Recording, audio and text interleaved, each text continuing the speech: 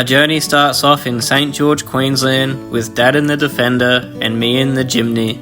We camp just outside of Inaminka, enjoy some of Mum's home-cooked lasagna, heated up from Dad's camp oven. The next day we take off from Inaminka to Lee Creek, where I'll cook us up a Mexican meal for the night.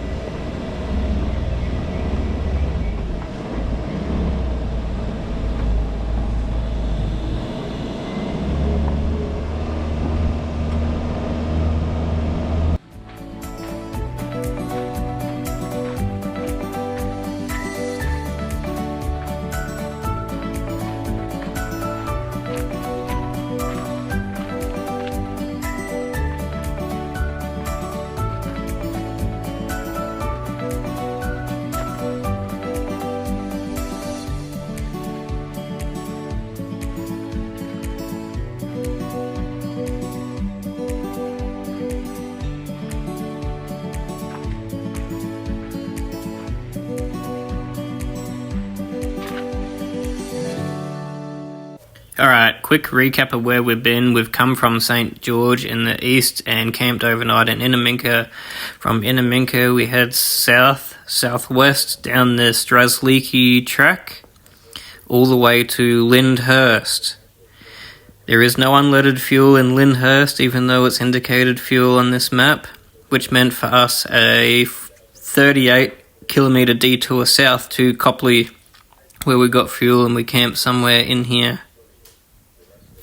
We then checked out a few ruins and then made our way up to Mari, where we turned off on the Oodnadatta track, which roughly follows the old Garn railway line.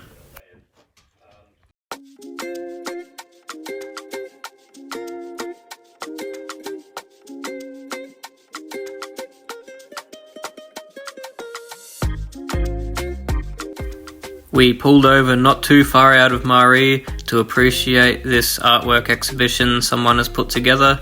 Here's some photos of just a few.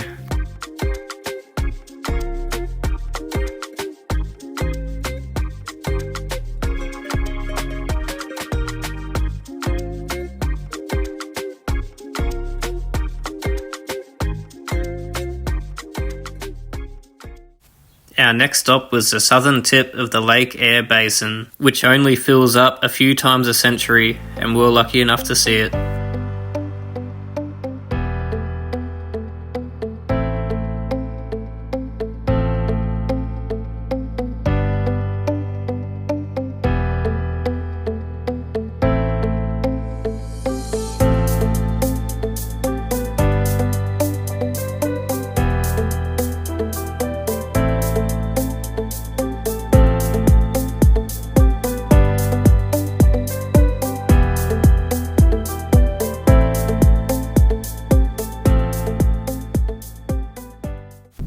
Our next stop to pull over was the Mound Springs, which are formations that are millions of years old.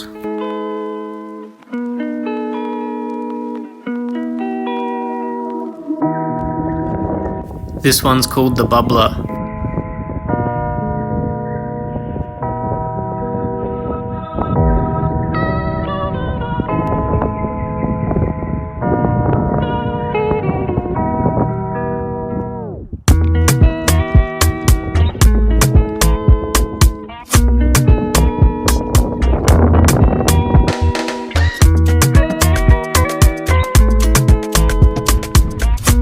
And this one's called the Blanche Cup.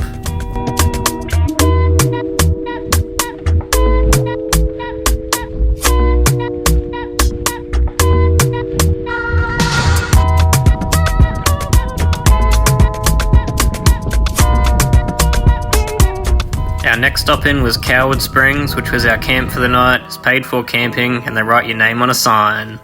The next day we continued on to the Oodnadatta Roadhouse.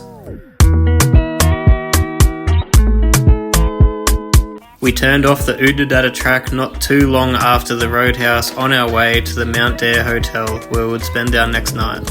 This was a nice spot to pull over after travelling through such a barren landscape.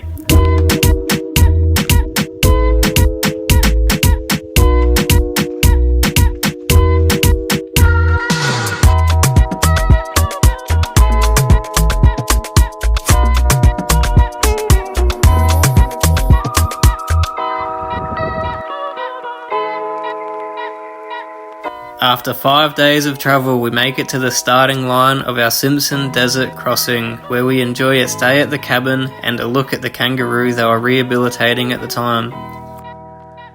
Just a quick recap here with the map. We left from Oodnadatta, turned off the Oodnadatta track, made our way north up to the Mount Dare Hotel, where we're staying the night, and then we'll begin our Simpson desert crossing tomorrow. We stop in at Dalhousie Springs, a naturally formed spring that you can swim in, where the water is a very comfortable 36 degrees Celsius.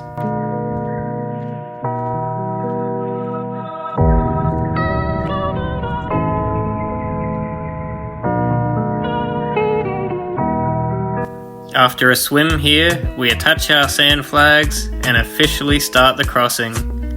Oh yeah, and I hear you ask, what are the flies like there?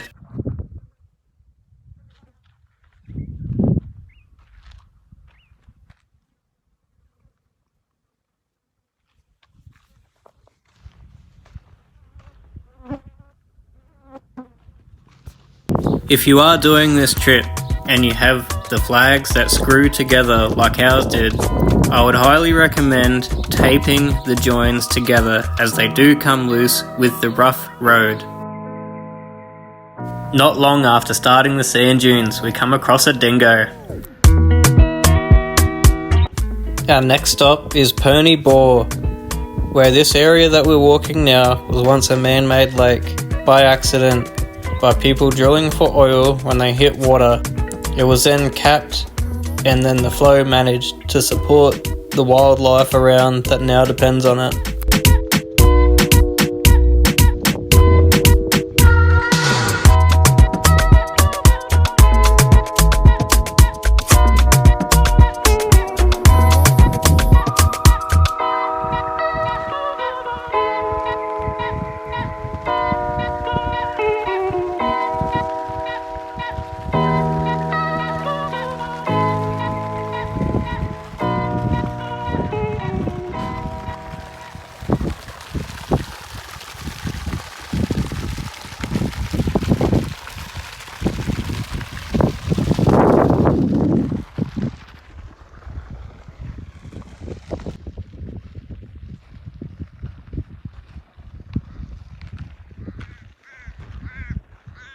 There's a bunch of emus over there. If you come out this way, you'll see them.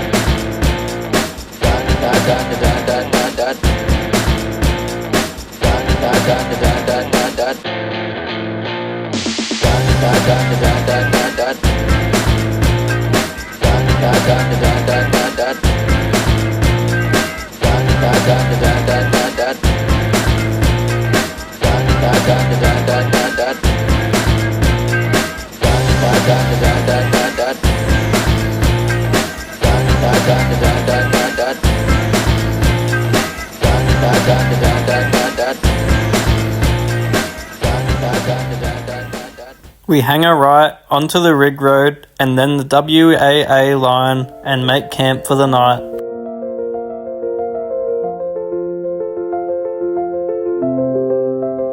The next day we continue across the WAA line where we cross many more sand dunes.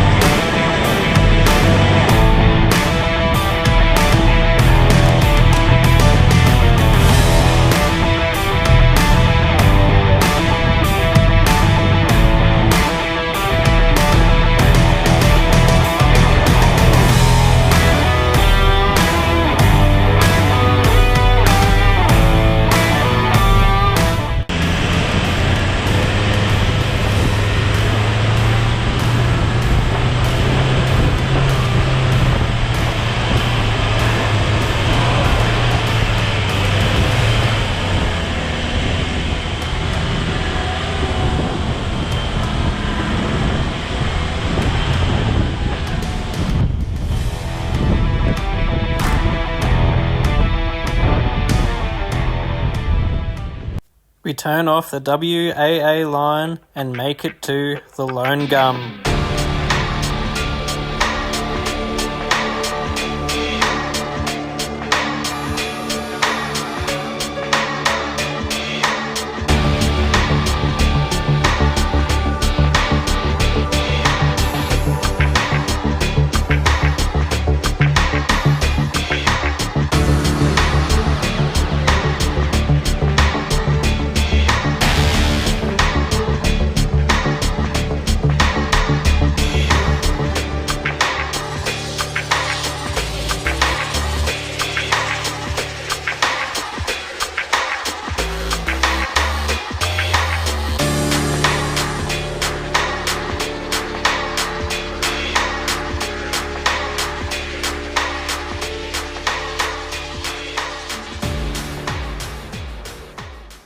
I thought now would be a good time to refuel the car.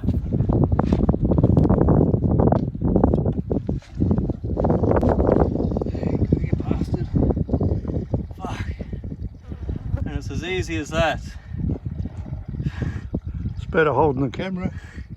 We reconnect with the French line and set up camp. Oh yeah, I know you're wondering, what are the flies like here?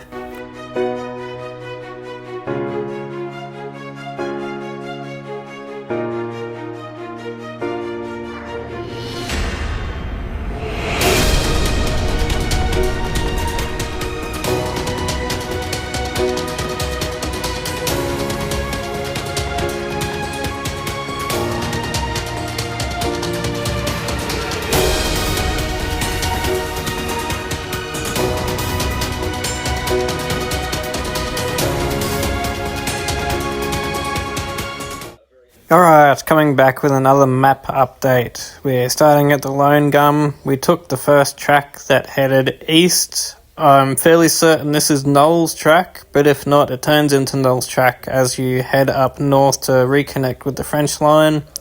And then we camp somewhere along here.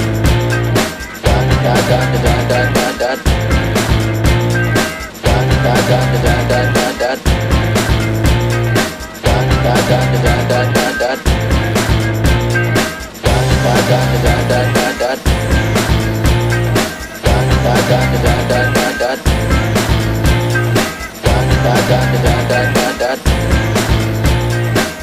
After driving over 1,000 sand dunes, it was time to say goodbye to the Simpson Desert. Thanks for watching.